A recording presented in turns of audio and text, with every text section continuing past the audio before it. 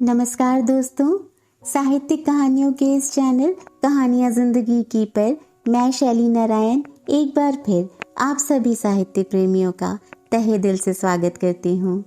और आइए आज सुनते हैं सुश्री सुभद्रा कुमारी चौहान जी द्वारा रचित एक कहानी उन्मादिनी। आगे बढ़ने से पहले आप सभी से अनुरोध है कि अगर चैनल पर पहली बार आए हों या अब तक ना किया हो तो चैनल को सब्सक्राइब जरूर करें। आइए कहानी को सुनते हैं।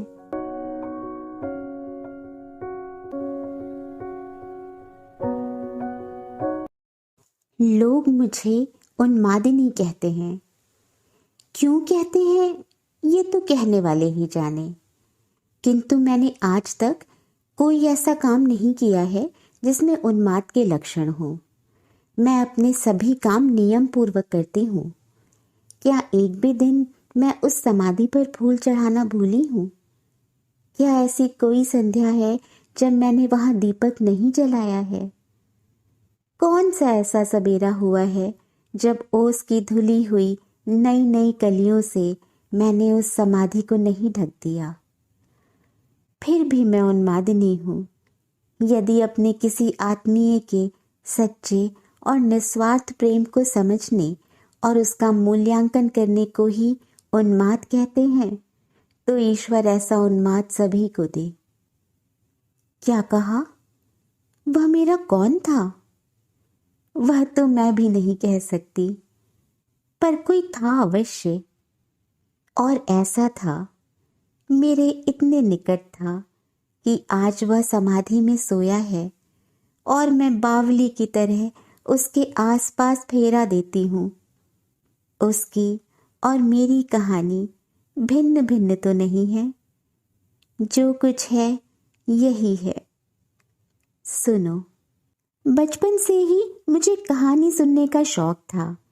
मैं बहुत सी कहानियाँ सुना करती और मुझे उसका वह भाग बहुत ही प्रिय लगता जहाँ किसी युवक की वीरता का वर्णन होता। मैंने वीरता की परिभाषा अपनी अलग ही बना ली थी। यदि कोई युवक किसी शेर को भी मार डाले तो मुझे वह वीर न मालूम होता। मेरा हृदय सुनकर उछलने न लगता। किंतु यदि किसी युवती को बचाने के लिए वह किसी कुत्ते की टांग ही क्यों न तोड़ दे, मुझे बड़ा बहादुर मालूम होता।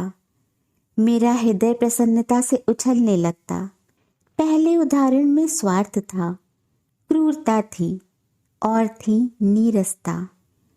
उसके विपरीत दूसरे उदाहरण में एक तरफ थी भयत्रस्त हरिणी की तरह दो आंखें और हृदय से उठने वाली अमोघ प्रार्थना, और दूसरी ओर थी रक्षा करने की स्फूर्ति, वीर प्रमाणित होने की पवित्र आकांक्षा और विजय की लालसा।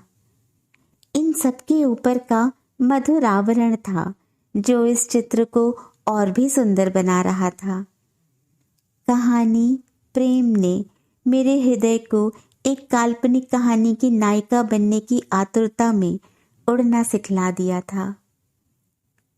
जवानी आई और उसी के साथ मेरी कहानी की आशा भी।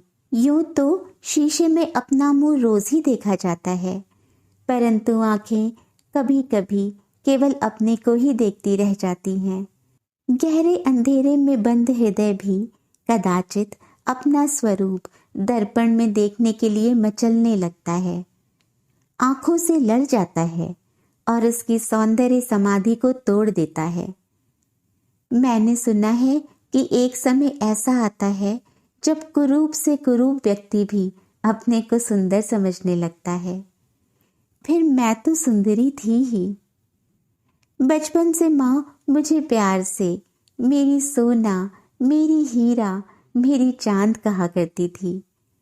बड़ी होने पर एक दिन कलूटे कुंदन ने मुझसे लड़ाई में कह दिया कि हम तुम्हारी सरीखा गोरा गोरा मुंह कहाँ से लावें। बेचारा कुंदन क्या जाने कि उसने इन शब्दों से कौन सा जादू फूंक दिया कि फिर मैं उससे लड़ ना सकी। इस बात के उत्तर में उसे पत्थर फेंककर मार न सकी। हाँ, मैंने अंदर जाकर दर्पण के सामने खड़ी होकर कुंदन के मुंह से अपने मुंह की तुलना अवश्य की। सचमुच मेरा मुंह बहुत गोरा था, परंतु कुंदन भी तो काला न था, सांवला था, और मुझे सांवले पुरुष ही अच्छे लगते थे। बचपन में अनेक बार राधा कृष्ण की कहानी सुनते सुनते मैं भी अपने को राधा रानी समझने लगी थी। और कृष्ण बहुत तलाश करने पर भी सिवा कुंदन के और कोई न मिलता। कुंदन बांसुरी भी बजाता था और सांवला भी था, फिर भला मेरा कृष्ण सिवा कुंदन के और हो ही कौन सकता था।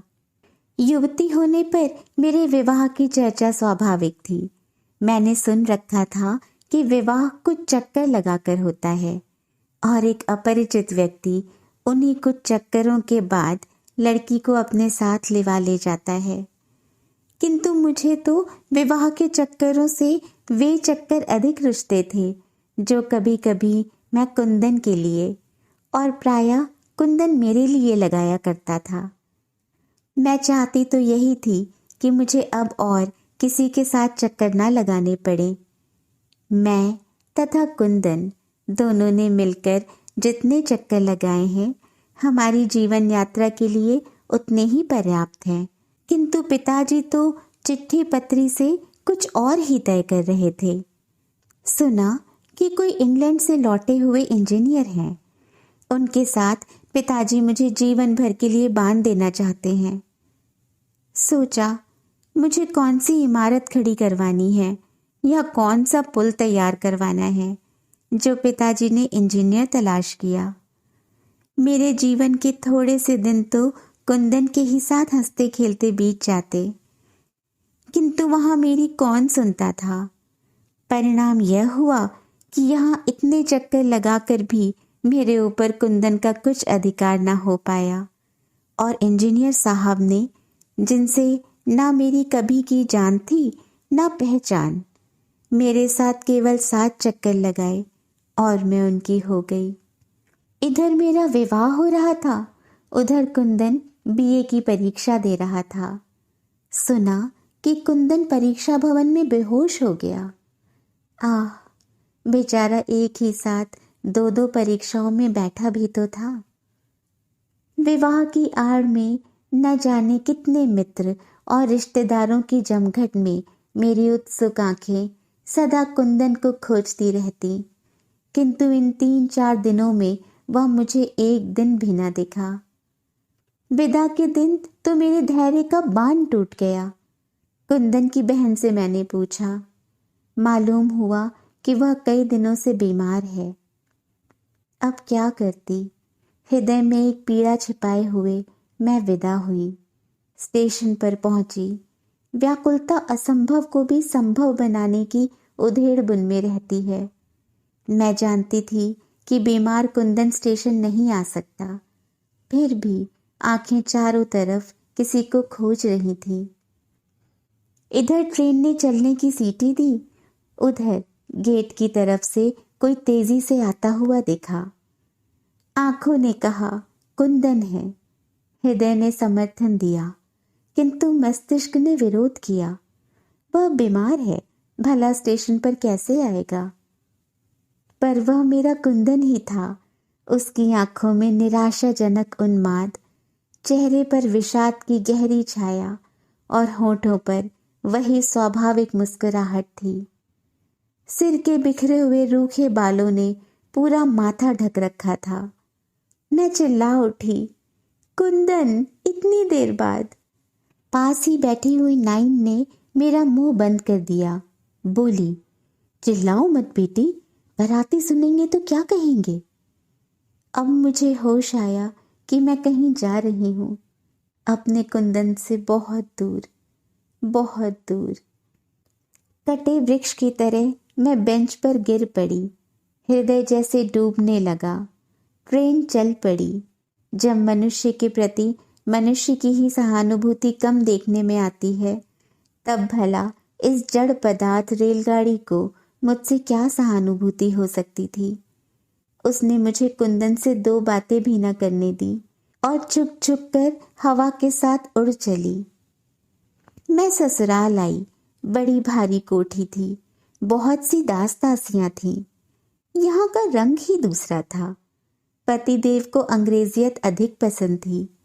उनका रहन सहन, चाल ढाल, बात व्यवहार सभी साहबाना था। वे हिंदी बहुत कम बोला करते और अंग्रेजी मैं ज़रा कम समझती थी, इसलिए उनकी बहुत सी बातों में प्रायः चुप रह जाया करती। उनके स्वभाव में कुछ रूखापन और कठोरता अधिक मात्रा में थी।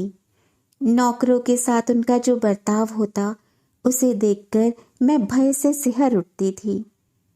वे मुझे प्रायः रोज शाम को और कभी सवेरे भी अपने साथ मोटर पर बैठाकर मीलों तक घुमा लाते। अपने साथ सिनेमा और थिएटर भी ले जाया करते। किंतु अपने इस साहब बहादुर के पार्श्व में बैठकर भी मैं कुंदन को न भूल सकती। सिनेमा की तस्वीरों में रेशमी कुर्ता और धोती पहने हुए मुझे कुंदन की ही तस्वीर दिखाई पड़ती।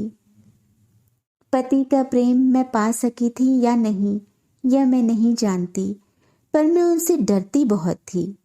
भय का प्रेत रात दिन मेरे सर पर सवार रहता था। उनकी साधारण सी भावभंगिमा भी मुझे कपा देने के लिए पर्याप्त थी। वे मुझसे कभी नाराज न हुए थे, फिर भी उनके समीप मैं सदा यही अनुभव करती कि मैं बंदी हूँ और यहाँ जबरदस्ती पकड़कर लाई गई हूँ। इस ऐश्वर्य की चकाचौंध और विभूतियों के साम्राज्य में भी मैं अपने बाल सखा कुंदन को न भूल सकी। मैके की स्वच्छंद वायु में कुंदन के साथ खेलना, लड़ना झगड़ना और उसकी बांसुरी की ध्वनि मुझे भुलाए से भी न भूलती थी। क्षण भर का भी एकांत पाते ही बचपन की सुनहरी स्मृतियां साकार होकर मेरी आंखों के सामने फिरने लगती। जी चाहता कि इस लोक लज्जा की जंजीर को तोड़कर मैं मैके चली जाऊं। किंतु इसी बीच छोटे भाई के पत्र से मुझे मालूम हुआ कि कुंदन घर छोड़कर न जाने कहाँ चला गया है। उसका कहीं पता नहीं है। इसलिए मेरी कुछ कुछ यह धारणा हो गई कि अब इस जीवन के कैदखाने से निकलकर भी कदाचित मैं कुंदन को देख न सकूंगी। मैके जाने की भी अब मुझे उत्सुकता न थी। अब तो किसी प्रकार अपने दिन काटने थे। न तो जीवन से ही कुछ आकर्षण था और न किसी के प्रति किसी तरह का अनुराग ही शेष रह गया था। पर काठ की पुतली की तरह सास और पति की आज्ञाओं का पालन करती हुई नियम से खाती पीती थी, स्नान और श्रृंगार करती थी, और भी जो कुछ उनकी आज्ञा होती उसका पालन करती। इसी समय एक ऐसी घटना हुई जिससे मेरी सोई हुई स्मृतियां फिर से जाग उठीं। मेरा उन्माद और बढ़ गया। एक दिन दोपहर के बाद मैं अपने छज्जे पर खड़ी हुई अनमनस्क भाव से बाहर सड़क से आने जाने वालों को देख रही थी। सहसा सामने से कपड़ा बेचता हुआ, कुछ कपड़े स्वयं कंधे पर धरे हुए, कुछ नौकर के सिर पर रखवाए हुए मुझे कुंदन दिखाई पड़ा। विश्वास न हुआ, परंतु आंखें खुली थीं। मैं सपना नहीं देख रही थी। दौड़कर नीचे आई। आते ही ख्याल आया कि मेरे पैरों में तो मर्यादा की बेड़ियां पड़ी हैं। मैं कुंदन के पास दौड़कर कैसे जाऊंगी? उसके बाद मैंने देखा कि कुंदन स्वयं ही मेरे यहाँ के एक नौकर के साथ हमारे अहाते में आ रहा है। बाहरी बरामदे में उसने कपड़े उतार दिए। सोफे पर सास बैठी थी। मैंने उनके बुलाने की प्रतीक्षा न की, चुपचाप आकर सोफे के पीछे खड़ी हो गई। मेरी सास सामान खरीदने की बड़ी शौकीन थी। हमारे दरवाजे पर से कोई फेरी वाला ऐसा न निकलता था जिससे वह कुछ न कुछ खरीद न लेती हो। सास की इस आदत की आज मैंने मुक्त हृदय से प्रशंसा की। यदि उन्हें सामान खरीदने का इतना शौक न होता तो शायद मैं इस कपड़े वाले कुंदन को इतने समीप से न देख पाती। मुझे अपने पीछे देखकर वह हंसकर बोली, बहू क्या लेना है? जो कुछ लेना हो अपने मन का पसंद कर लो। बेचारी सास क्या जानती थी कि कपड़ों से अधिक मुझे कपड़े वाला पसंद है। फिर भी उनके आग्रह से मैंने 2 शांतिपुरी साड़ियाँ ले ली। उन्होंने भी अपने लिए कुछ साड़ियाँ खरीदी। उसे दाम देकर और कई तरह की साड़ियाँ लाने के लिए कहकर सास ने उसे विदा किया। कुंदन में बड़ा परिवर्तन था। अब वह बहुत दुबला और अधिक सांवला हो गया था। चेहरे पर वह लालिमा न थी, किंतु वही मनस्विता और तेज टपक रहा था जो पहले था। इस घटना को करीब 1 महीना बीत गया। लगातार प्रतीक्षा करते रहने के बावजूद मैं कुंदन को न देख सकी। जेठ का महीना था। बगीचे का एक माली छुट्टी पर गया था। बूढ़ा माली एक मेहनती आदमी की तलाश में था। 4 बजे तक घर में बंद रहकर गर्मी के कारण घबराकर मैं अपनी सास के साथ बगीचे में चली गई। वहीं बगीचे में मौलसेरी की घनी छाया में चबूतरे पर मैं सास के साथ बैठी थी। बार बार यही सोचती थी कि कुंदन कहाँ चला गया, कपड़ा लेकर फिर क्यों नहीं आया, बीमार तो नहीं पड़ गया, और अगर बीमार हो गया होगा तो उसकी देखभाल कौन करता होगा। मेरी आंखों में आंसू आ गए। इसी समय पीछे से आकर बूढ़े माली ने कहा, सरकार, यह एक आदमी है जो माली का काम कर सकता है, हुक्म हो तो रख लिया जाए। मैंने मुड़कर देखा तो सहसा विश्वास न हुआ। कुंदन और माली का काम। मेरी बेसुध वेदना तड़प उठी। एक संपन्न परिवार का होनहार युवक 10 रुपए माहवार की मालीगिरी करने आए। इतनी कड़ी तपस्या। हे ईश्वर, क्या इस तपस्या का अंत ना होगा? 10 रुपए माहवार पर कुंदन बगीचे में माली का काम करने लगा। मैं देखती कड़ी दोपहरी में भी वह दिन दिन भर कुदाल चलाया करता, पानी सींचता और टोकरी भर भर मिट्टी ढोता। उसका शरीर अब दिन दिन दुबला और सांवला पड़ता जाता था। उसके स्वभाव में कितनी नवाबी थी। वह मेहनत के काम से कितना बचता था, मुझसे छिपा न था। किंतु अब वह कितना परिश्रम कर रहा है। मुझे चिंता रहती थी कि उसका सुकुमार शरीर इस कठिन परिश्रम को सह न सकेगा। मैं चाहती थी कि किसी प्रकार उसे रोक दूं, यह काम वह छोड़ दे। परंतु कैसे रोकती? उससे बात करने की मुझे इजाजत ही कहाँ थी। पहले की अपेक्षा अब मैं बगीचे में अधिक आने जाने लगी। पहले आने जाने पर किसी ने ध्यान न दिया, किंतु कुछ ही दिनों बाद टीका टिप्पणी होने लगी। बाद में रुकावट भी पड़ने लगी, जिसका परिणाम यह हुआ कि अब शाम सुबह छोड़कर मैं प्रायः दोपहर को जाने लगी। कुंदन से 2 मिनट बात करने का मैं अवसर खोजा करती थी, किंतु मेरे पीछे भी लोग जासूस की तरह रहते थे। मैं एकांत कभी ना पाती और सबके सामने उससे बात करने का साहस ना होता। कभी कभी मैं उसके नज़दीक भी पहुंच जाती, तो भी वह मेरी ओर आंख उठाकर न देखता। मैं ही उसे देख लिया करती। अनेक बार जी चाहा कि आखिर कब तक ऐसा चलेगा। जाऊं और उसकी कुदाल छीनकर फेंक दूं और उसे अपने साथ लेवा लाऊं। अब उसकी तपस्या आवश्यकता से अधिक हो चुकी है। उसे अब मेरे निकट रहकर मेरे स्नेह की शीतल छाया में विश्राम करना चाहिए। उस दिन बड़ी गर्मी थी। बंद कमरे में पंखा और खस की टट्टियों के भीतर से मैं उस गर्मी का अंदाजा न लगा सकती थी। नींद नहीं आ रही थी। न जाने क्यों एक प्रकार की बेचैनी से मैं अत्यंत अस्थिर सी थी। उठी, खिड़की खोलकर बाहर निकली। पंखा खींचने वाली दासी ने रोका। बहू, इतनी गर्मी में भीतर से बाहर न जाओ, लू लग जाएगी।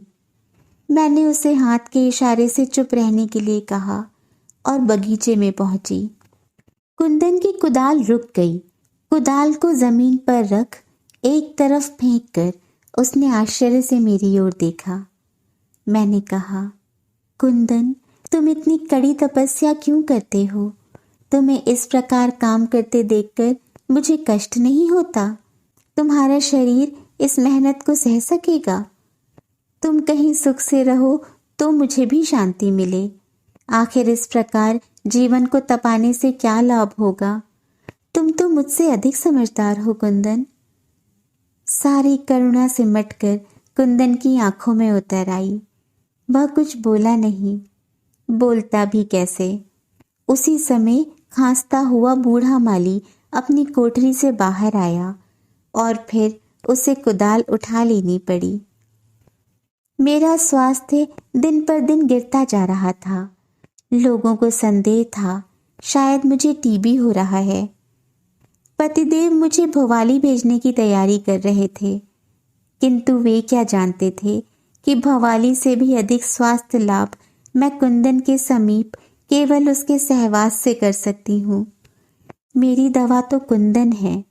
भवाली और शिमला मुझे वह स्वास्थ्य नहीं प्रदान कर सकते जो मुझे कुंदन से केवल स्वतंत्रता पूर्वक मिलने जुलने से मिल सकता है।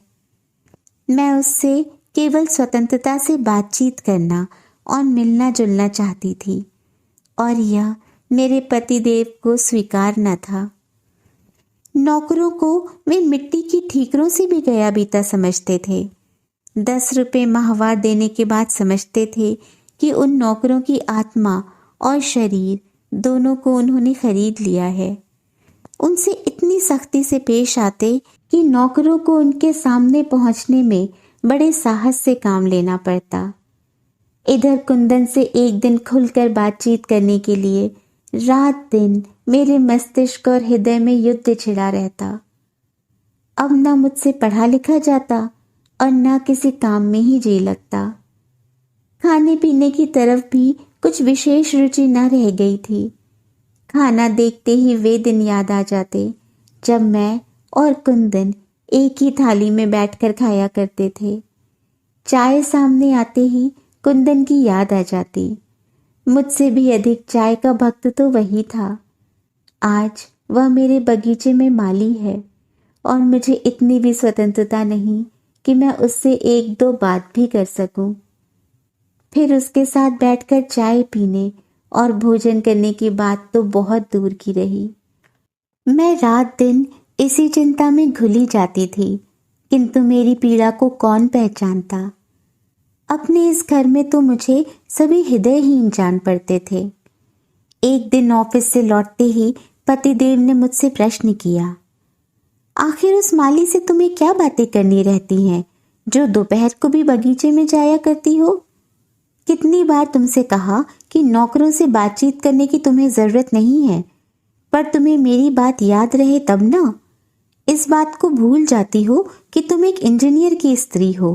तुम्हें मेरी इज्जत का भी ख्याल रखना चाहिए।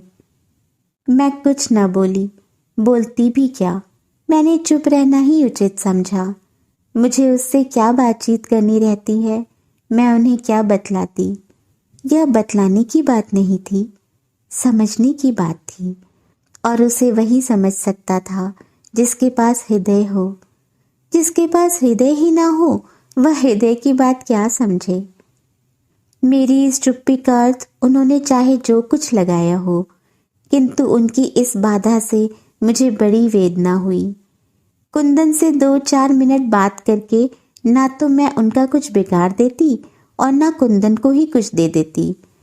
फिर भी कुंदन से मिलने में उन्हें इतनी आपत्ति क्यों थी, कौन जाने। चाहे जो हो, इस बाधा का परिणाम उल्टा ही हुआ। ज्यों ज्यों मुझे उसके समीप जाने से रोका गया, त्यों त्यों उसके पास पहुंचने के लिए मेरी उत्कंठा प्रबल होती गई। गर्मी की रात थी। बगीचे में बेले इस प्रकार खिले थे जैसे आसमान में तारे फैले हों। मैं उन्हीं बेलों के पास संगमरमर की बेंच पर बैठी थी। कई दिन हो गए थे कुंदन बगीचे में काम करता हुआ न दिखा था। वह कहाँ गया? काम करने क्यों नहीं आता? यद्यपि यह जानने के लिए मैं अत्यंत अस्थिर थी, फिर भी किसी से कुछ पूछने का मुझ में साहस न था। अत्यंत उद्विग्नता से मैं बगीचे में इधर उधर टहलने लगी। टहलते टहलते मैं मालियों के क्वार्टर की तरफ निकल गई। दूर से कुंदन की कोठरी कई बार देखी थी, आज उस कोठरी के बहुत समीप पहुंच गई थी। कोठरी में प्रकाश तो न था, किंतु अंदर से कराहने की आवाज साफ साफ सुनाई पड़ती थी। मैंने ध्यान से सुना, आवाज कुंदन की थी। अब मैं बिल्कुल भूल गई कि मैं किसी इंजीनियर की स्त्री हूँ और कुंदन मेरा माली। तेजी से कदम बढ़ाकर मैं कोठरी में पहुंच गई। बिजली का बटन दबाते ही कोठरी में प्रकाश फैल गया। कुंदन ने घबराकर आंखें खोल दी। मुझे देखते ही इस बीमारी में भी उसकी आंखें चमक उठी, और वह वही चमक थी जिसे उसकी आंखों में मैंने एक बार नहीं अनेक बार देखी थी। मैं उसी की चारपाई पर उसके सिरहाने बैठ गई। तेज बुखार से उसका शरीर जल रहा था। मालूम हुआ कि उसे कई दिनों से बुखार आ रहा है। काम वह फिर भी बराबर करता है। इधर कई दिनों से वह बहुत अशक्त हो गया है और 2 दिनों से छाती और पसलियों में अधिक दर्द होने के कारण वह कोठरी से बाहर नहीं निकल सका। उसकी अवस्था चिंताजनक थी। कुछ देर तक खांसकर वह फिर बोला, हीना रानी, तुम आई तो हो, कोई तुम्हें कुछ कहेगा तो नहीं? पर अब तो आई ही हो, अपने हाथ से एक गिलास पानी पिला दो, बड़ी देर से प्यासा हूं। मैंने मटकी से एक गिलास भर पानी उसे पिलाया और फिर बैठ गई। मैं उसके सिर पर हाथ फेरने लगी। रोकने पर भी मेरी आंखों से झड़ी रुकी नहीं, चलती रही और गला रुंधा जा रहा था। प्रयत्न करने पर भी मैं कुंदन से एक शब्द न कह सकी। कुंदन ने अपने गरम गरम हाथों को नीचे झुकाकर मेरे पैरों को छू लिया और क्षीण स्वर में बोला, हीना रानी, घर जाओ। तुम्हें कोई यहाँ देख लेगा तो नाहक तुम पर कोई विपत्ति न आ जाए, कहीं मेरा यह सुख भी न छिन जाए। तुम्हारे समीप इस हालत में भी रहकर मैं एक प्रकार का सुख पाता हूँ। ठीक उसी समय पति देव ने कोठरी में प्रवेश किया। उन्होंने आग्नेय नेत्रों से मेरी तरफ देखा, फिर कुछ बोले। क्या बोले मैं समझी नहीं। मैं उसी प्रकार कुंदन के सिर पर हाथ धरे बैठी रही। मेरी आत्मा ने कहा, मैंने कोई अपराध नहीं किया है। किसी बीमार की सेवा शुश्रूषा करना मनुष्य मात्र का धर्म है। फिर मृत्यु की घड़ियों को गिनते हुए उसकी नजरों में अपने एक आश्रित और अपनी आंखों में अपने एक बाल सखा को यदि मैंने एक घूंट पानी पिला दिया तो क्या यह कोई अपराध कर डाला? किंतु मैं उसी क्षण कोठरी छोड़ देने के लिए बाध्य कर दी गई। मैं ऊपर आई तो अवश्य, किंतु मेरी अवस्था पागलों की तरह हो गई थी। रह रहकर कुंदन के रुग्ण मुखाकृति मेरी आंखों के सामने फिरने लगी। बार बार ऐसा मालूम होता कि कुंदन एक घूंट पानी के लिए चिल्ला रहा है। पतिदेव सोए थे, मैं भी एक तरफ पड़ी थी, पर मेरी आंखों में नींद कहाँ। उठी और छज्जे पर बेचैनी से टहलने लगी।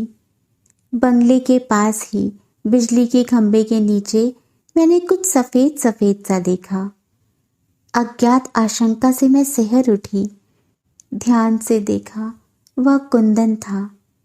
कदाचित जीवन की अंतिम सांसें गिन रहा था।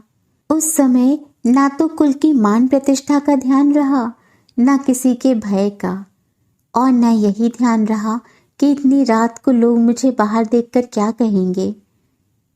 चौकीदार मेरी आज्ञा का उल्लंघन कैसे करता। फाटक खुलवाकर मैं बाहर निकल गई। पास पहुंचकर देखा, कुंदन ही था। आह, वही अपने माता पिता का दुलारा कुंदन, अपने मित्रों का प्यारा कुंदन, जिसका कुम्हलाया हुआ मुख देखकर कितने ही हृदय सहानुभूति से द्रवीभूत हो उठते थे, जिसके इंगित मात्र पर परिचालक वर्ग सेवा के लिए प्रस्तुत रहता था। आज वही कुंदन जीवन के अंतिम समय में अकेला और असहाय शून्य दृष्टि से आसमान की ओर देख रहा है। मुझे देखते ही जैसे उसमें कुछ शक्ति आ गई हो, वह क्षीण स्वर में बोल उठा, हीना रानी, अच्छा हुआ जो तुम आ गई। थोड़ा पानी पिला दो, मैं बहुत प्यासा हूँ। मैंने पानी के लिए चारों तरफ नजर दौड़ाई। थोड़ी दूर पर नल तो था, पर बर्तन कोई ना था जिससे मैं उसे पानी पिलाती। सोचा घर तक जाऊं, पर घर जाने का समय ना था। नल पर से साड़ी का छोर पानी से भिगोकर लौटी, परंतु अब वह पानी मांगने वाला इस संसार में था ही कहाँ। बस मेरी या उसकी कहानी यही है।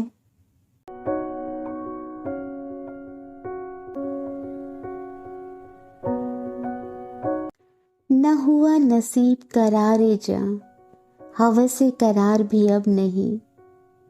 न हुआ नसीब करारे जां, हवसे करार भी अब नहीं।